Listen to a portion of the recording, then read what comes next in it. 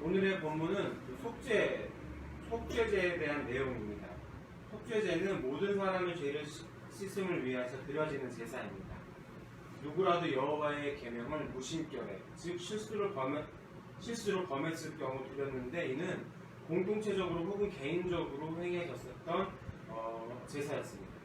속죄제의 기본 재료와 제사를 드리는 방법과 남은 것들의 처분 지침과 그리고 또 속죄제에서 유의사항들이 본문에 명시되어 있습니다. 본문은 크게 한 4가지 정도로 나눠볼 수 있을 것 같습니다. 곧 속죄제 개요 내용에 이제 앞에 이제 서두리 이야기하고 있고, 속죄제에 대한 속죄제, 회중에 대한 속죄제, 그리고 회중을 위한 속죄제의 절차였습니다. 이스라엘을 대표하는 제사장이 오히려 속죄제의 첫 타자가 되었습니다. 제사장도 죄인이기 때문에 그가 드리는 제사 역시 완전하지 못했기 때문이었습니다. 열애자가 없는 제사가 바로 속죄제였습니다. 제사장이 부주의나 태만으로 인해서 죄를 범했을 경우는 황소였습니다. 만수가 행해진 뒤 소는 죽임을 당하고 그 피는 성소 휘장 앞에서 뿌려지고 분향단 뿔에 발라지고 나머지 모두는 번제단 밑에 쏟아 부어졌습니다. 내장의 모든 기름과 콩팥 등은 번제단에서 불태워지고 가죽과 머리와 내장 그리고 모든 고기 등은 진 밖에 나가서 불태워 버렸습니다. 이스라엘 온 회중이 죄를 범한 후에 깨달았을 경우에 또 그 제물은 황소였습니다. 제사를 드리는 방법도 위에 이 제사장과 거의 동일했습니다. 이 제사의 특징은 피 뿌리는 의식이 있었습니다. 제사장이 죄를 범했을 때 이 제물의 피는 성소 휘장 앞에서 7번이 뿌려졌고, 당시 죄를 지은 사람이 접촉한 모든 것은 전염된 것으로 취급되었습니다. 그래서 제사장도 예외가 아니었고, 성소에서 일하는 제사장이 죄를 지으면 거룩한 성소가 당연히 오염될 수밖에 없었습니다. 이에 죄의 대가인 피를 뿌려서 정결하게 하는 것입니다.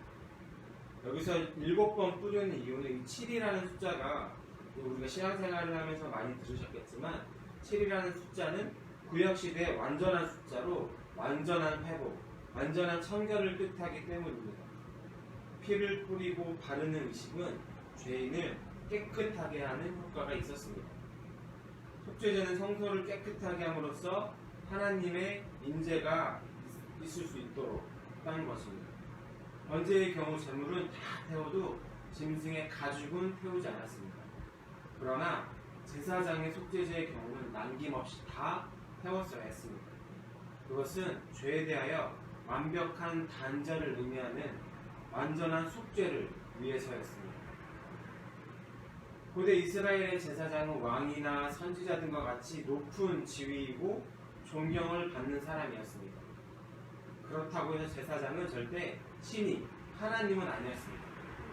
사람으로 실수할 수 있습니다. 특별히 제사장은 하나님과 백성 사이의 중재자 역할을 했었습니다. 만약 죄를 지으면 전 백성이 죄를 짓는 것과 같은 그 결과가 한 개인에서 끝나는 것이 아니라 한 나라가 전체에 파급될 수 있을 만한 역할이었습니다. 이에 하나님께서는 제사장에게도 회개할 수 있는 길을 열어서 그것이 제사장도 공개적으로 자백을 하며 회개할 수 있는 제사장 속죄제였습니다. 그때나 이때나 성직자를 지적하는 사람은 드뭅니다. 본인의 양심과 배우자의 충고만이 할 수 있는데 이마저도 마비된다면 그것이 결코 쉽지만 않습니다. 오늘날 여러 가지 교회에서의 보여지는 안 좋은 모습, 심지어는 교회 가운데서 성직자가 차별을 하는 경우도 흔히 보여지고 있고, 사회법을 무시하는 경우도 참 많이 볼 수 있음을 발견합니다. 근데 그때마다 생각해야 할 것은 성직자 역시도 한낱 사람이고 죄인이라는 것이지. 거룩하신 하나님에게 반드시 해결해야만 하는 것이 있으니 바로 그것은 죄입니다. 따라서 속죄제는 권고사항이 아니라 의무사항입니다. 죄를 지은 자는 반드시 속죄제를 해야 하는 것입니다. 만약 죄를 짓고도 속죄하지 않으면 결코 용서받을 수 없기 때문이었습니다. 요즘은 죄 하면 그렇게 민감하게 이 속죄제를 드렸었던 이 시대의 사람들의 무게만큼이나 우리에게는 크게 다가오지는 않는 것 같습니다. 그럼에도 불구하고 우리는 죄에 대해서 민감해야 함을 우리는 기억해야 합니다. 인간은 죄를 가볍게 여기지만 살아계신 하나님은 결코 그 죄를 하다못해 그 인간의 눈으로 봤을 때 경중이 있을 죄지만 하나님에게 있어서는 다 똑같은 무거울 수밖에 없는 죄임을 우리는 기억해야 합니다. 처벌해야 하는 죄임을 기억해야 합니다. 하나님의 법에는 죄는 오로지 지은 자가 죽어야만 하는 그래야 해결되는 무서운 것입니다. 그런데 그것에 관해서는 하나님 앞에 절대적으로 예외가 없음을 우리는 생각하고 기억해야 합니다.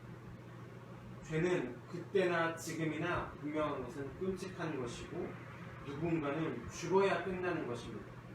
그래서 결국 우리의 죄 때문에 죽으신 분이 바로 예수님이었습니다. 죄의 문제 해결 없이는 한 발자국도 우리는 하나님 앞에 나아갈 수 없습니다. 이 속죄제의 제물 대신 예수님으로 우리는 너무나 영광스럽게도 감사하게도 하나님 앞에 담대히 나아갈 수 있는 자격을 얻게 된 것입니다. 하나님께서 오신 이후로 모든 성도는 다 왕같은 제사장의 신분을 얻었기 때문에 오늘 말씀은 우리 모두에게 해당되는 말씀입니다.